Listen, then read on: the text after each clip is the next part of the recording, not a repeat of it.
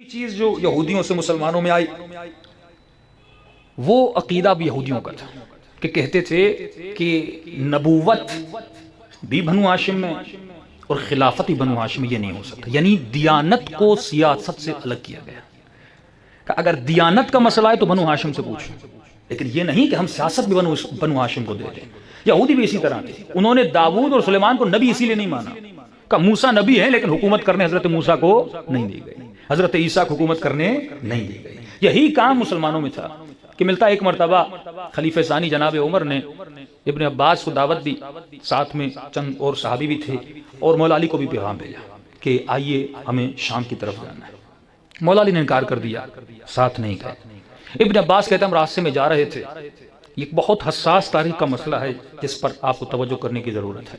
اہل بیت کے مقابلے میں اس زمانے کے لوگوں نے، کیونکہ اہل بیت کی فضیلت تھی، اگر سیاست میں اہل بیت نہیں تھے دیانت میں تو تھے، یعنی دین نبوت سب ان کے گھرانے سے تھے، تو لوگ کہتے تھے اگر سیاست میں نہیں ہے تو ہم دینی مسئلے علی سے پوچھنے جائیں گے۔ تبھی کتنے واقعات آپ کو ملتے ہیں مشوروں کے واقعات جو مولا علی سے پوچھنے آتے تھے۔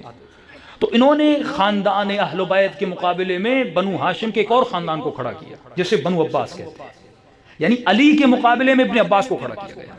ابن عباس نے صحیح بخاری میں کئی مولا علی کی فضیلت میں روایتیں پڑھی ہیں، لیکن علماء فرماتے ہیں ہمیں محسوس یہ ہوتا ہے کہ ابن عباس کو بھی اچھا لگتا تھا، ایک موقعیت ملی، ایک جائگہ ملی، ایک ایسا مقام ملا، کیونکہ رجوع ابن عباس کی طرف کیا جاتا تھا اور ہر جگہ پہ ابن عباس کو، عبداللہ ابن عباس کو ساتھ بٹھایا جاتا تھا۔ اور ایک واقعہ جو اپنا نہج البلاغہ میں موجود ہے کہ مولا علی نے ابن عباس کو حاکم بنایا تھا، اور اس کے بعد مولا کے پاس شکایتیں آئیں کہ ابن عباس بیت المال سے کچھ چیزیں استعمال کر رہا ہے، تو امام نے کہا میں تجھے اس حاکمیت سے ہٹا دیتا ہوں۔ تو ابن عباس جب وہاں سے حاکمیت کو ہٹا کر گئے تو امام نے کہا سارے پیسے واپس دے کر جانا، تو نہج البلاغہ میں موجود ہے، لیکن ابن عباس وہ پیسے ساتھ لے کر گیا تھا۔ تو امام نے بہت سخت خط لکھا تھا ابن عباس کو کہ ابن عباس کروں تو کیا کروں، اگر علی کی تلوار تمہارے اوپر آئے تو جس پر علی کی تلوار آتی ہے وہ پھر جہنمی بن جاتا ہے، کبھی جنت میں جا نہیں سکتا۔ میں کیا کروں، تم اتنے بزرگ صحابی ہو، میں تلوار تمہارے اوپر لا نہیں سکتا۔ لیکن ابن عباس، علی کی ایک بد دعا مولا نے دی کہ اللہ تمہاری آنکھوں کو ختم کر دے گا، اور ملتا ہے سوانح آخری عمر میں ابن عباس کی دونوں آنکھیں ختم ہو گئی تھیں۔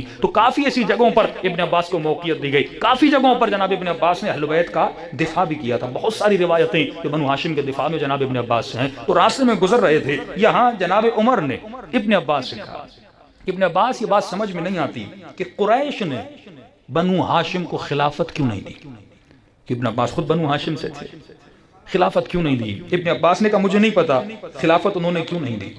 تو جناب عمر نے کہا کہ کرہوا ان یجمعوا لکم النبوۃ والخلافہ، قریش کو یہ اچھا نہیں لگتا تھا کہ نبوت بھی آپ کے خاندان میں ہو اور خلافت بھی آپ کے خاندان میں ہو۔ اتنا سننا تھا۔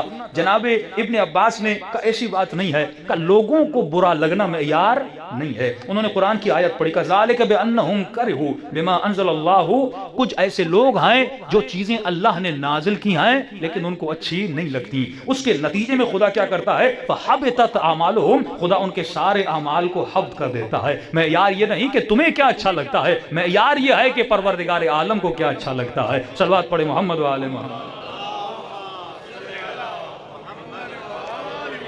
عجل فرجہم۔ کا یہ دلیل نہیں ہے کہ قوم کو کیا اچھا لگتا ہے، معیار یہ ہے کہ پروردگار عالم کو کیا اچھا لگتا ہے۔ تو انہوں نے کہا کہ ابن عباس تم بنو عباس میں بہت افضل ترین ہو، لہٰذا میں لوگوں کو کہوں گا ہر مسئلے میں رجوع کس کی طرف کریں، تمہاری طرف کریں۔ اب صحیح بخاری میں کتاب ہے استسقاء، یہ دلائل دے رہا ہوں کہ خاندان ابن عباس کو کس طرح مقابل خاندان علی بن ابی طالب کے مقابلے میں لایا گیا کہ لوگ سارا رجوع کریں ابن عباس کے خاندان کی طرف۔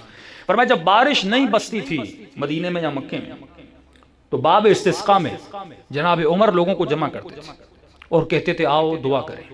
جب دعا کرتے تھے تو خدا کو کس کا واسطہ دیتے تھے؟ جناب رسول کے چچا عباس کا واسطہ دیتے تھے کہ خدا جناب عباس کے صدقے میں بارش برسا دے، اور کہتے تھے خدایا جب تمہارا رسول زندہ تھا وہ بھی عباس کا واسطہ دیا کرتا تھا، اور فرمایا جب واسطہ دیتے تھے اللہ بارش بھی برساتا تھا۔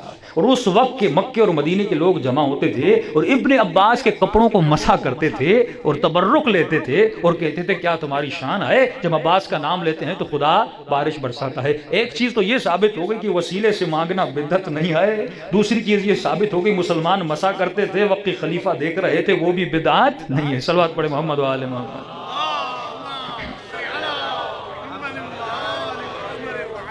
وعجل فرجهم.